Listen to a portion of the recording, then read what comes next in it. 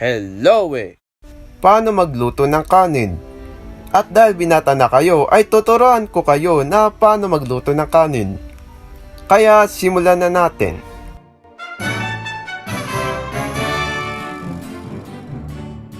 Step 1. Ihanda ang malaking kaldero, tapos lagyan ng 6 na baso ng bigas.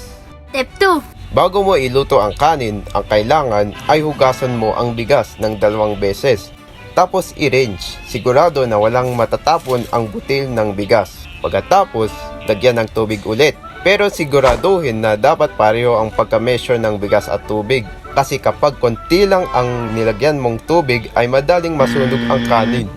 Pero kapag masyadong madami ang tubig na nilagyan mo, ay hindi masyadong naluto. Step 3. Itakpan mo ang kaldero at ilagay sa lutuan. Tapos i-switch ang apoy pero wag masyado at hintayin bago kumulo. Kaya bantayin nyo kasi kapag kumulo na yan, ang kailangan i-off ang apoy at hintayin nyo. Step 4. Tapos i-switch ang apoy o follow mo ang apoy para mainin at hintayin mo ng 10 to 15 minutes at bantayan nyo po para hindi masunog. Pagkatapos, kung naluto na, ipatay na ang apoy at ipatay din ang gasol at i-check kung naluto na.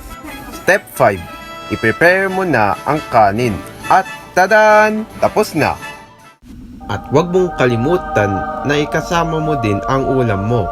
So, enjoy! I hope na naintindihan nyo po sa steps kaya matutunan na po kayo na magluto. Kung ikaw lang ang mag-isa. So, yun lang. Bye-bye!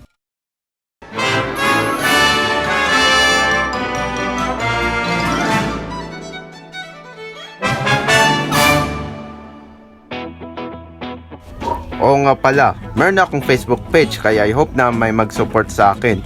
At alam nyo ba kung bakit ko ito gagawin? Para matuto kayo. Kasi syempre binata na kayo.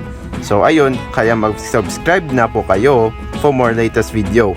Tapos salamat po sa active kayo. At thank you kung umabot kayo dito. Malapit ng Pasko. Bye bye!